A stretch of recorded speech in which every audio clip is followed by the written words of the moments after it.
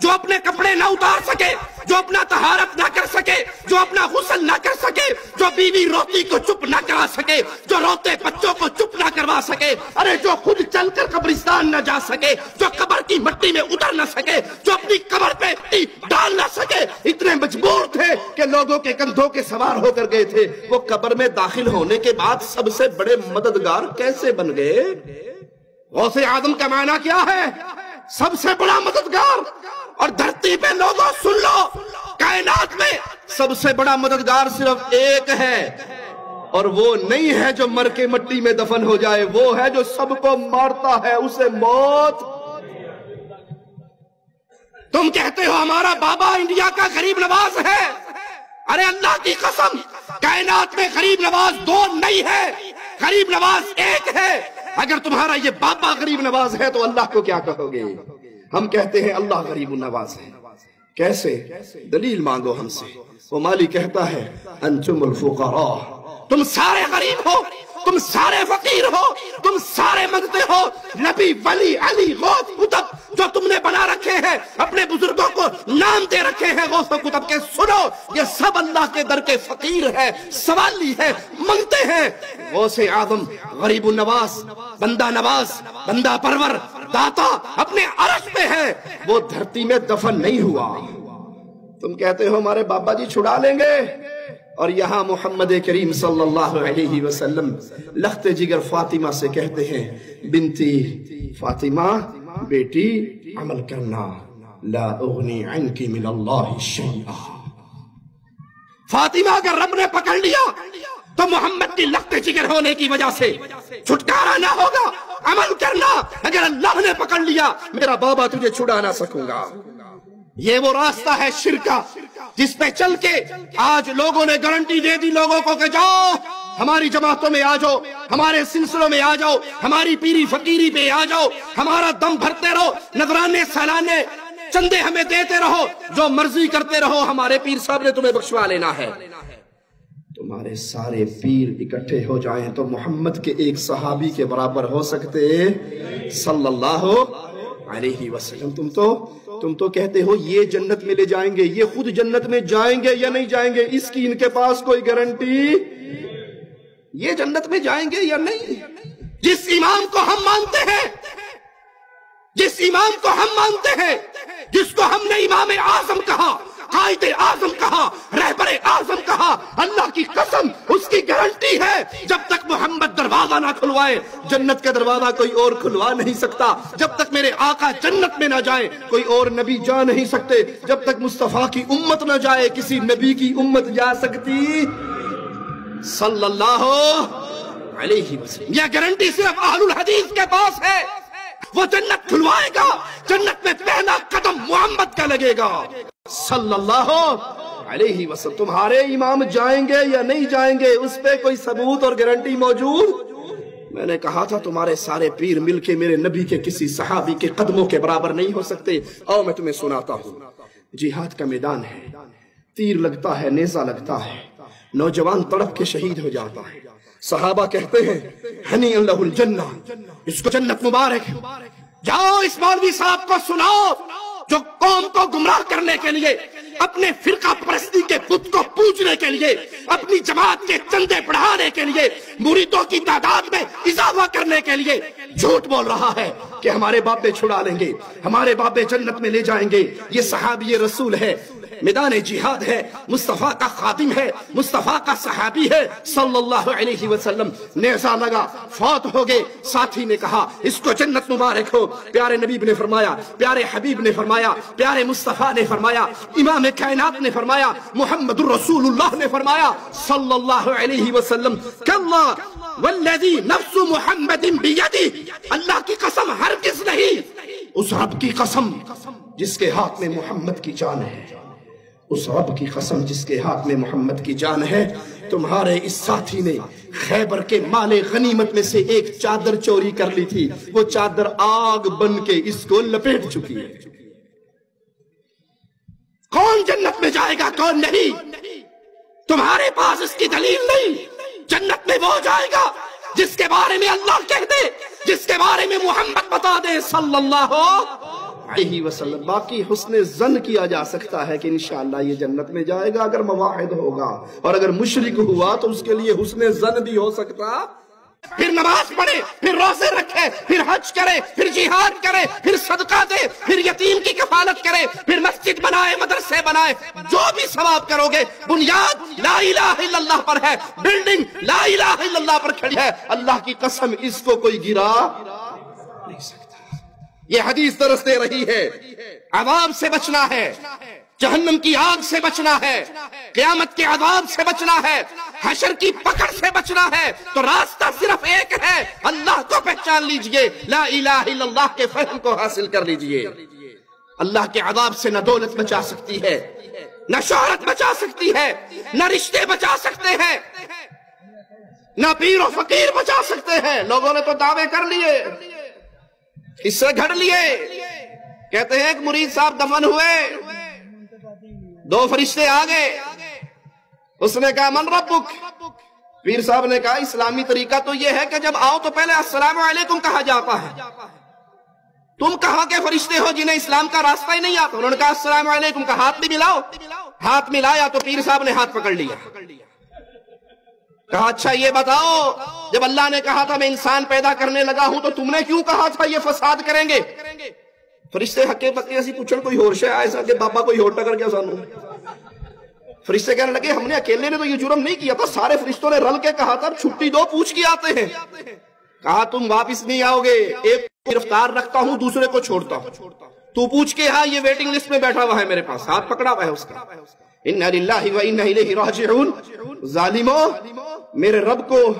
میرے رب کے خلاف اپنی گندی ناپاک زبانوں کو دراز کرتے ہوئے، اپنے مجبور انسانوں کو مولا کی قوتوں سے بڑھاتے ہوئے، تمہیں شرم نہیں آتی کہ قیامت کے دن تم نے بھی تو رب کے سامنے کھڑے ہونا ہے؟ فرشتہ دوڑتا ہوا گیا، کہا اللہ ایک ساوے چولنے والے بابے نے پکڑ لیا ہے اور اس نے یہ سوال کیا ہے۔ اللہ نے کہا نعوذ باللہ ثم نعوذ باللہ تعالی اللہ عما یقولون، کہ وہ پیر جیلانی ہے، وہ پیر جیلانی ہے، معافی تعافی مانگ کے چھٹی کرا لو ان سے۔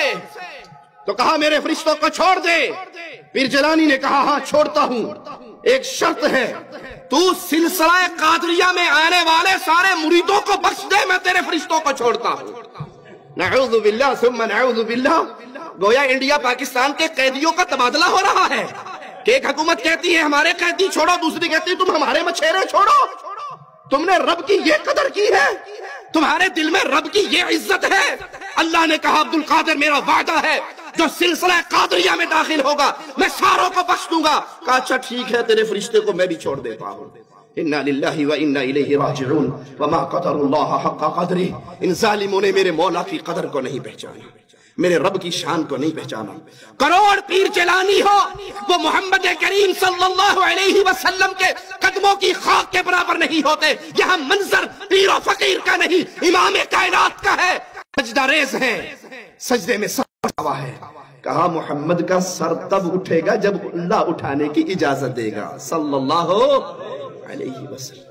یہاں تو پیارے حبیب امام کائنات اللہ کی اجازت کے بغیر سر نہیں اٹھا سکیں گے۔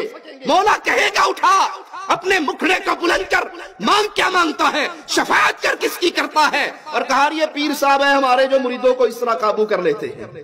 ان ظالموں کے قصے سنانے کا مقصد آپ تک یہ پیغام پہنچانا ہے بھائیوں، آج کے دور میں ضرورت ہے لا الہ الا اللہ کے آوازے کو پھر ویسے بلند کیا جائے جیسے بلال نے مکے کی گلیوں میں کیا تھا۔ صلاۃ والسلام کو لا الہ الا اللہ کی عظمت بتانے کے لیے مولا نے کتنی پیاری مثال دی۔ یہاں یہ یاد رکھیے، یہاں لا الہ الا اللہ پڑھنے سے مراد اس کو سمجھ کے یقین کے ساتھ پڑھنا ہے، خالی تسبیح پھیرنے کا فائدہ، خالی رٹے مارنے کا فائدہ۔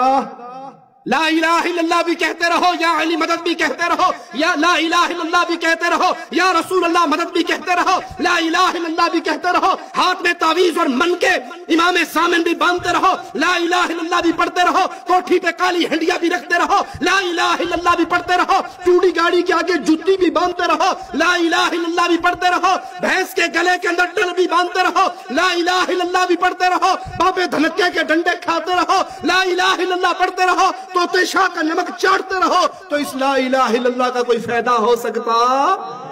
یہ لا الہ الا اللہ زبان کے رٹے نہیں ہے، یہ ایمان ہے، یہ عقیدہ ہے، یہ پکار ہے، یہ آواز ہے۔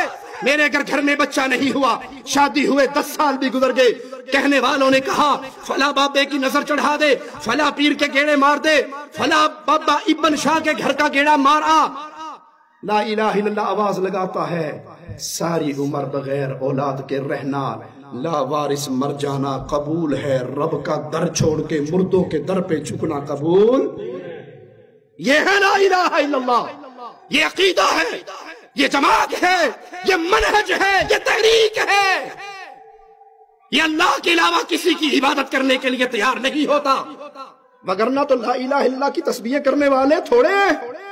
انڈیا پاکستان میں نماز ختم ہونے کے بعد سب سے زیادہ زور سے اسی کی بات آتی ہے نا، پھر ترقی کرتے کرتے لوگوں نے کہا جی یہ لا الہ الا اللہ، وہ مختصر کرنے لگے الا اللہ الا اللہ الا اللہ۔ لا الہ الا اللہ پارٹی الگ ہوگی، الا اللہ والی الگ ہوگی، الگ الگ دونوں کا ذکر ہو رہا ہے۔ 70 ہزار مرتبہ لوگوں نے پڑھ کے رکھے ہوئے ہیں۔ ایک خان صاحب بھی لکھتے ہیں اور ایک شیخ صاحب بھی لکھتے ہیں، شیخ الحدیث نے بھی لکھا ہے اور خان صاحب نے بھی لکھا ہے، پردے دار ہے، پردے میں نام رہنے دو۔ لکھتے ہیں کہ ایک نوجوان کے بارے میں مشہور تھا، وہ دنیا میں بیٹھے بیٹھے دیکھ لیتا تھا جہنم میں کیا ہو رہا ہے، کشف تھا بڑا اسے۔ کشف نام کی دنیا میں کوئی چیز نہیں ہے، علم غیب کا دعویٰ کرتے ہوئے ڈرتے ہیں مشرک کا فتویٰ لگے گا تو چھوٹی بہن بنا لی کشف کے نام سے، کشف ہو جاتا تھا اس کو۔ ایک دن بیٹھے بیٹھے زور سے رونے لگ گیا، کسی نے کہا کیوں رو رہے ہو؟ کہ میری ماں جہنم میں جل رہی ہے۔ اس پیر صاحب نے 70,000 مرتبہ لا الہ الا اللہ لا الہ الا اللہ لا الہ الا اللہ کا منقا پھینکا ہوا تھا، اس نے دل ہی دل میں بلٹی کر دیا۔ بلٹی سمجھتے ہو؟ حیدرآباد ٹرین سے بلٹی کرو، بمبئی میں چھڑا لو۔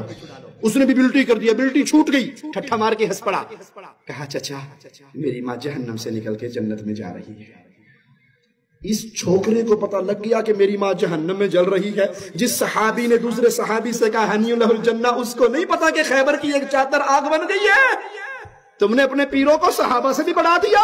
انا للہ و انا الیہ راجعون۔ یہاں لا الہ الا اللہ سے مراد کیا ہے؟ سارے طواغیت کا انکار ہو کہ اللہ کے علاوہ کوئی نہیں جس کی پوجا کی جائے، پوجا کا برحق مالک صرف اللہ ہے۔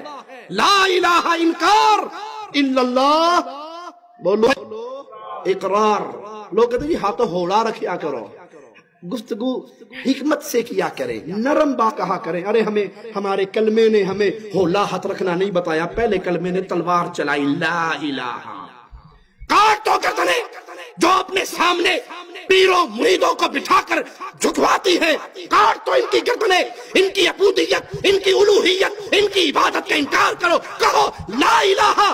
کوئی مردہ گاتا نہیں، کوئی مردہ غریب نواز نہیں، کوئی حکومتیں نہیں بانٹتا، کوئی نہیں جس کے بارے میں کہا جائے شہباز کرے پرواز جانے راز دلاں دے۔ ہمارا شہباز پرواز کرتا ہے، دلوں کے راز جانتا ہے۔ اس کے مزار پہ اس کی زیارت کے لیے جانے والی بس الٹی ہوتی ہے، 200 بندے مر جاتے ہیں، سوتا ہی رہ جاتا ہے، اس کو نہیں پتا مریدوں کا بیڑا غرق ہو گیا۔ کوئی نہیں ایسا۔ لا الہ، کاٹو گردنیں، انکار کرو طواغیت کا، اللہ کے علاوہ پوجے جانے والوں سے برات کرو۔ جب یہ کام کر لو پھر اگلی بات کہنا الا اللہ۔ داتا اللہ ہے، مشکل کشا اللہ ہے، حاجت روا اللہ ہے، بگڑی بنانے والا اللہ ہے، اولاد دینے والا اللہ ہے، شفا دینے والا اللہ ہے، بیماریاں ٹالنے والا اللہ ہے۔ جب اس ایمان و عقیدے سے پڑھا جائے گا لا الہ الا اللہ تو قیامت کے دن انسان اللہ کی جنت کا مہمان بنے گا۔ مسند احمد، جامع ترمذی، ابن ماجہ میں سیدنا معاذ سے روایت ہے رضی اللہ عنہ وارضاہ، فرماتے ہیں قلت یا رسول اللہ اخبرنی بعمل يدخلنی الجنہ ويباعدنی من النار۔ اے اللہ کے پیارے حبیب صلی اللہ علیہ وسلم، کوئی عمل بتا دو، کوئی عمل بتا دو جس کو کروں تو اللہ کی جنت میں چلا جاؤں، جس کو کروں تو جہنم سے بچ جاؤں۔ جنت میں جانا، جہنم سے بچنا انسان کی زندگی کا مقصد ہے۔ کامیاب ہے وہ، کامیاب ہے وہ جون جولائی کی گرمی برداشت نہ کرنے والوں، سورج کی گرمی سے بچانے کے لیے ہاتھوں پہ فیئر اینڈ لولی لگانے والوں، سورج کی گرمی سے بچنے کے لیے ٹوٹکے کرنے والوں، بیگم کو کریمے لا کے دینے والوں میری بڈی باہر نکل دی تو رنگ کالا ہو جاتا ہے، کریمہ لا لیا کر، کوئی حرج نہیں، حلال مال سے جو مرضی خدمتیں کرو بزرگوں کی، لیکن یاد رکھو کامیاب ہے وہ جو جہنم کی آگ سے بچ کر اللہ کی جنت میں داخل ہو گیا۔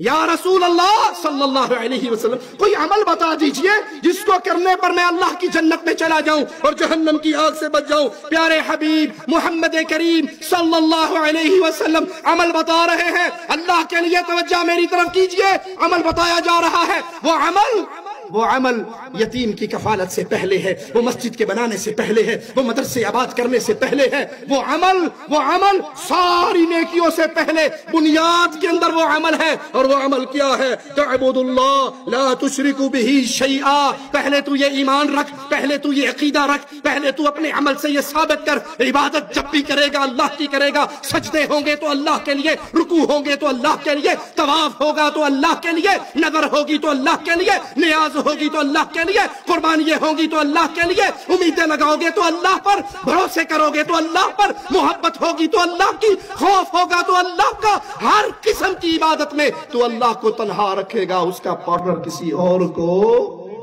نہیں بنائے گا۔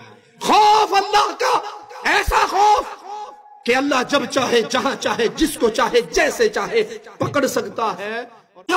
یہ وہ جملے ہیں میں ہر کلمہ پڑھنے والے بھائی سے کہوں گا، تعصب کی اینک کو اتاریے، مسلکوں کے بتوں کو توڑیے، محمد کے اگر کلمہ کو امتی ہونے کے دعوے دار ہو، رب کے آوازے پہ کان دھریے۔ میرا مولا فرما رہا ہے، اے آدم کے بیٹے اگر تو زمین بھر کے گناہوں کی میرے پاس لائے ایک شرط کے ساتھ، ثم لقیتنی لا تشرک بی شیئا، اے میرے بندے تیرے زمین گناہوں کی بھری ہوئی ہو، اس میں شرک کا گناہ نہ ہو، میں اتنی زمین رحمتوں کی بھر کے لاؤں گا، ساری معاف کر کے تجھے جنت عطا کر دوں گا۔ اس میں کون سا گناہ نہ ہو؟ کون سا گناہ نہ ہو؟ شرک کو تو ابھی انہوں نے ہوا بنا لیا، ہوا نہیں بنایا، یہ مالک ڈرا رہا ہے۔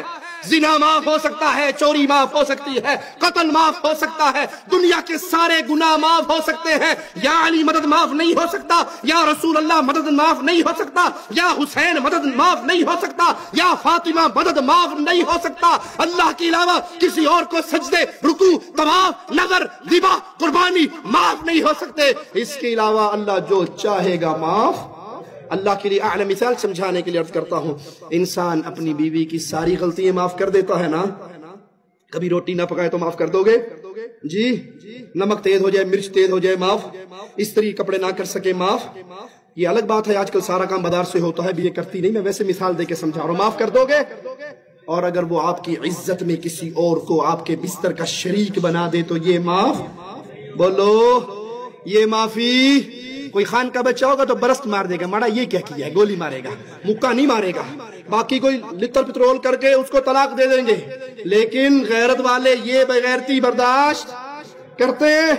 آپ نے بیوی کو پیدا کیا ہے، آپ نے اس کو رزق دیا ہے، اس مالک کے بارے میں کیوں نہیں سوچتے جس نے پانی کے گندے قطرے سے تیری تصویر تیرے ماں کے رحم میں بنائی تھی، تجھے ماں کے پیٹ میں پالا تھا، 3 پردوں کے تیری خوراک کا بندوبست کیا تھا، جب تو 9 مہینے کا بار ہو گیا تھا تجھے پنجتن پاک نے مل کے باہر نکالا تھا۔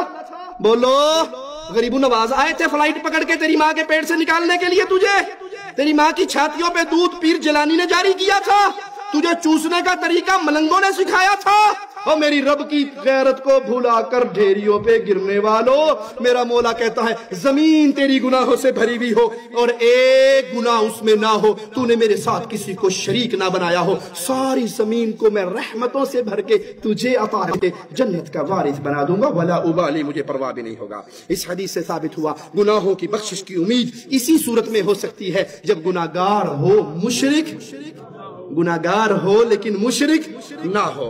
حافظ ابن رجب رحمہ اللہ اس حدیث کی شرح میں فرماتے ہیں حصول مغفرت کے 3 اسباب ہیں، پر امید ہو کر پختہ یقین کے ساتھ دعا کی جائے، پر امید ہو کر پختہ یقین کے ساتھ دعا کس سے؟ بولو اللہ سے دعا کون کرے گا؟ جو موحد ہوگا۔ مشرک تو کہے گا واسطہ ہی پنجتن پاک دا، وہ تو اللہ کی طرف آئے گا نہیں، وہ کہتا ہے اللہ سنتا نہیں، پر امید ہو کر یقین کے ساتھ اللہ سے مانگا جائے، اللہ کے سامنے پشیمان ہو کر گناہوں کا اعتراف کر کے اپنے گناہوں پہ معافی کا سوال کیا جائے۔ اور تیسرا سبب حصول مغفرت کا سب سے بڑا سبب وہ توحید ہے۔ جس شخص سے یہ سبب فوت ہو گیا وہ جنت میں جا سکتا۔ سب سے بڑا سبب یہ ہے کہ وہ اللہ کی فیصلوں کو ماننے والا، دل و جان سے لا الہ الا اللہ کو سمجھ کر اپنی زندگی اس کے مطابق گزارنے والا۔ جب اس طرح کا نوجوان آئے گا، جب اس طرح کا انسان اللہ کے سامنے پیش ہوگا تو اللہ مالک اس کے گناہوں کو معاف فرما دے گا۔ مسند احمد میں سیدنا ابو ایوب انصاری رضی اللہ عنہ سے روایت ہے۔